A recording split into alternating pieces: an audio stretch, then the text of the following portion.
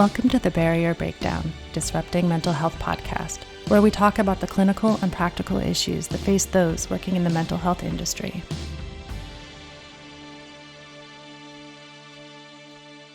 Hello, everyone, and welcome to this week's episode of the Barrier Breakdown, Disrupting Mental Health.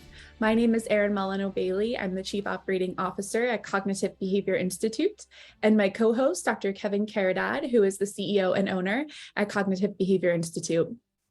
Thanks so much for being here with us this week. We are joined by our guest, Tatiana Frost, and this week we are here to chat about what it's like living with bipolar disorder. Tatiana Frost is a mental health advocate and writer. She runs an Instagram account at Having Bipolar, and that really revolves around mental health and bipolar disorder awareness, education, and community. So Tatiana, thanks so much for being here with us today. We're really excited to meet you and talk a little bit about bipolar. Hi, thank you so much. I'm so happy to be here with y'all. Let's start the conversation by just telling our listeners a little bit about yourself, a little bit about your background, and then, what led you to believe that, you may have a mental health disorder?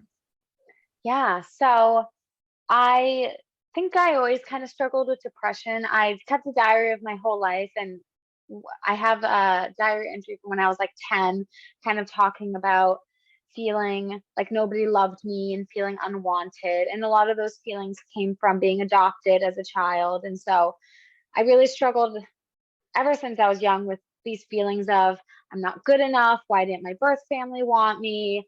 Always struggling with that internal conflict. And then around probably 13, I started to have what I recognized first as like depression.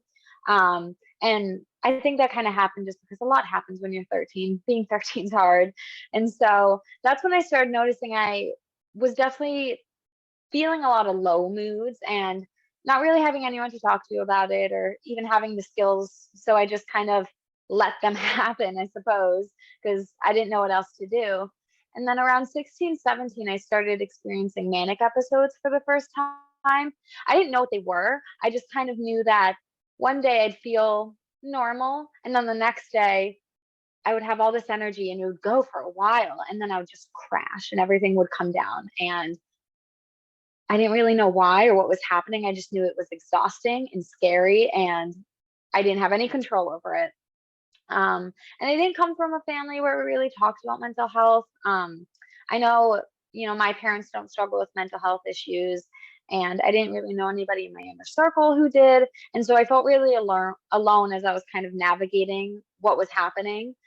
And eventually, of course I looked it up on the internet. You have to. It's just what you do. Everybody does it. You shouldn't do it, but I mean, we all play a little Dr. Google. And I definitely identified with bipolar disorder and even borderline a little bit because a lot of those symptoms do overlap. And I mean, I didn't know how to talk to my parents about it. So I kind of just decided to figure it out myself. So the first time I went and saw somebody about it, I went to like this mental health center right down the street from me, and I made an appointment. I took the time off from whatever I was doing that day, and I went in, and I was 17. How old were you? How old were you when you made your first appointment? I was 17. Okay. And so I went in, and they want my insurance card and all this stuff that I don't have. And I was just like, oh crap. Oh no. I really needed someone to talk to who wasn't a parent, because I didn't really feel like I had that relationship with my parents at the time. So I didn't get to be evaluated, but I was really distraught. And so they let me speak with a nurse who was on staff. And we probably spoke for like 15 minutes, but I just broke down because I was so scared because I had no idea what was going on and no real reference point either. I can only imagine. I mean, it sounds like, from the very start, kind of not understanding kind of the situation where you were with your adoptive parents, I'm assuming, and not with your biological parents, if I heard correctly. Yeah. Kind of going through all these, these biologic symptoms coming out and not knowing how to handle it, not feeling like you can have somewhere and get that support and kind of culminate to this reaching out for help and then kind of not be able to get it in that moment. Yeah. So the nurse basically told me everything I kind of didn't want to hear. She said, go on meds and start therapy. And so I instantly thought, oh God, there's something wrong. That means I'm broken. That means something is wrong with me. She just confirmed it. And so that sat with me for a few weeks, kind of just like, oh crap, this means this might be a real thing. So eventually I did tell my parents. I told my mom first, and I didn't really get the response I was looking for. She kind of was just like, well, I think you're lonely, and, maybe you just need to socialize more. And, you're not bipolar. That's a real disorder. She said, you're not bipolar. That's a real disorder. And that was really defeating because I reached out for help. I asked her, I'd love to start therapy. And the response was kind of like, you're okay. You're just lonely. You'll be fine. And so I was like, all right. So the next thing I did was I reached out to my aunt, who's a therapist, and I said, hey, I know I need to speak to someone professionally. I don't know how to do that though. So I ended up reaching out to somebody locally, a therapist. We talked on the phone. We figured out how to make it work. And she said, all you have to do is just get your parents to sign the paperwork and we can get started. And I thought, great, a signature. I can get a signature, but I couldn't. The paperwork sat on the counter for like 3 weeks until eventually I had a really, really bad day at school, and I saw the guidance counselor, and I kind of just told her everything. I told her I had been sneaking pills from my parents, and keeping them with me just in case. A bad habit of mine as I developed these issues and kind of sunk more down into the hole was I would go in the house and I'd check out all the meds that we had. I would look them up, see what combination of meds were, I guess, the most effective for harming myself. And I would just keep track of it. And I would know, how much of this I need or a combination of this and that. Sounds like you're really so, struggling, really hard time. yeah, it was tough because I knew something was wrong, but I didn't know what. And I wasn't getting the support that I needed to really, navigate through it. Eventually, I got to see a therapist. My school counselor set me up with one, and I saw her for about a year, and it was going fine, but it was talk therapy.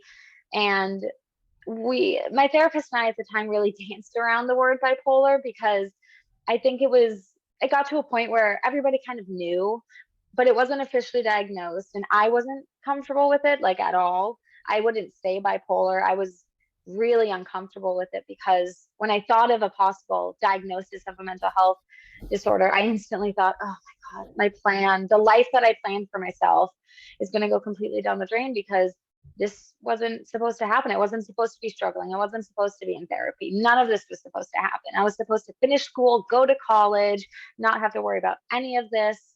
And So it then, sounds like some of that kind of stigma that comes along with mental health is kind of the yeah, functional change that potentially could happen with that, or the meaning of it. It's happening, but sometimes we don't want to look at it, and that was kind of yep, the big struggle you were having. Is kind of you can't look the other way anymore, and kind of having to deal with yeah, yeah. And eventually I did end up hospitalized the summer before my senior year. I drove myself to the emergency room because although I was in talk therapy, I knew that I wasn't getting better. I was kind of just going every week, telling her what happened, but it wasn't fixing any of the stuff going on outside of therapy. And so I drove myself to the hospital because I knew I was in danger of myself, and I knew that I wouldn't be safe at home. And I knew that I didn't feel comfortable talking to my family at the time. And so I drove myself there. My mom was out of town. So my dad was the one who came to to the emergency room because I was still a minor. So I needed to tell someone, but I hadn't told anyone beforehand that I was going. I kind of just went because I didn't really want to deal with the conflict of having that conversation of, oh, you don't really need to go, you're okay, versus no, I know myself. I know that I need this additional support. And at the end of my hospital stay, I was officially diagnosed bipolar type 1. So that's kind of where I got. I was hospitalized short again about a year after that. November, oddly enough, is like my worst time of the year. I tend to have a really difficult time with my episodes during that. And my mom even mentioned that at one point. She said we were in one of the treatment facilities and they were asking about my history and, when my episodes happen more, if there's any patterns. And my mom said, oh, you know what? Around November, you tend to get bad, which makes sense because, a lot of people struggle with seasonal issues as well, feeling like, once it gets dark, it just all goes down the drain. So I could see kind of your life experiences and kind of all the difficulties wanting to help others. Can you tell us about your social media and what you're doing and kind of all that goes into that and how that's helpful? Yeah, I started the social media account over a year ago.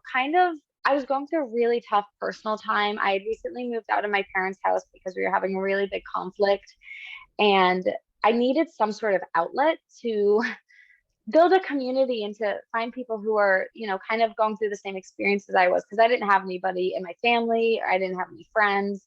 And the few friends that I had told, some responses were like, oh yeah, I'm moody too. And then other responses were like, don't really know what that is, but that's fine.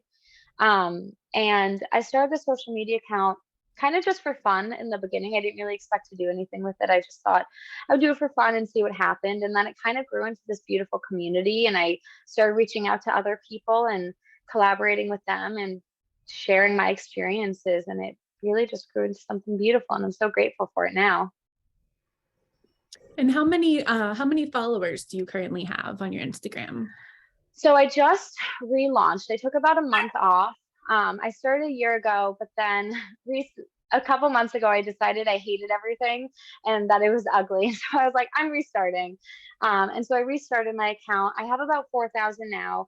Um, and so I'm just slowly growing, but now that I've restarted and rebranded and I have like a theme and everything's pretty, I'm doing really well and things are just growing and getting bigger and I'm grateful for it. And I recently did a post getting to know the community, and I mean, the amount of people who follow me who are I had some person from Indonesia and other people from Spain. And it was so cool because we all kind of shared our diagnosis, shared something we're struggling with, and it really brought everybody together. So it deals with that sense of isolation. Social media, if I hear you particularly with uh, at having bipolar, is really about bringing individuals that are having maybe similar struggles so they don't feel alone and kind of have Yeah. that community that maybe is so helpful that you were so much seeking. Yeah, it really is. And I have people, more commonly than not, I have people message me who are loved ones of those who have Mhm. bipolar disorder asking questions, which makes a lot of sense. And so I know that my community is a combination of both people who have bipolar disorder and then other people who are just looking to educate themselves on it, either for a loved one, a family friend, or maybe they think they might have bipolar disorder and they're kind of trying to learn more about what that means to them and how maybe they can keep track of what's happening. I always recommend something that really helped me in the beginning was journaling my moods. There's so many apps to do that. And then I really advocate for a care plan for when you're having episodes. So typically you have, at least for me, and you can do this, I think, for basically any disorder you want, but I have two columns aside for mania and aside for depression. And then under those, I kind of just list any coping skills that could be helpful. Ideally, they're preventative. So it's not while you're having a manic episode, it's for before, kind of those looking out for those warning signs and then targeting those as soon as you see them rather than in the middle of a manic episode and then trying to backtrack because that's so much harder than getting to know yourself, figuring out what triggers you. Like for me, my biggest trigger is stress, which you just can't avoid. Um, you just have to learn how to manage and deal with. And so making a care plan is something that I talk a lot about on my social media page because I know it's been really helpful for me and for other people. And it can be great for, you give it to a family member or friends or your partner, and then they just have an instant kind of rule book of, okay, what do I do when you're struggling? How can I help you? Because sometimes, you can't help yourself. No, you make an excellent point there. And I think you had mentioned that, family members who have loved ones with bipolar, as well as Yeah. individuals with bipolar are following you on social media. So can you just share your social media on Instagram, your handle one more time for our audience so that if anyone would like to check it out, they can do so? Yeah, my social media is at having bipolar, all one word. Okay, on Instagram. Yeah. Okay, wonderful. Well, thank you so much for being here with us today and sharing a little bit about your struggle. And it sounds like you have you've made some advances, I'll say, in your journey to wellness. So we wish you all the best, and thanks so much for taking the time to educate us. Thank you. Have a good one. You too. And thanks so much to our listeners for tuning in to the Barrier Breakdown. We hope y'all stay safe and healthy. Take care. Thanks for listening to the Barrier Breakdown, Disrupting Mental Health podcast. Check out our website at cbrcenterforeducation.com for more information and to learn about upcoming continuing education events.